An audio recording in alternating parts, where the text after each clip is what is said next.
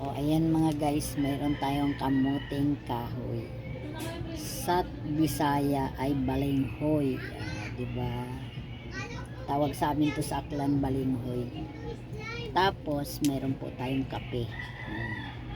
Kape. Kaya tara na. Kakain tayo ng kamuting kahoy or balinghoy sa Aklanon.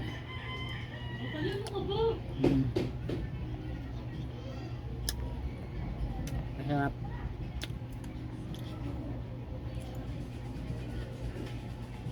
Kain pa tayo. Lahat kayo diyan kain.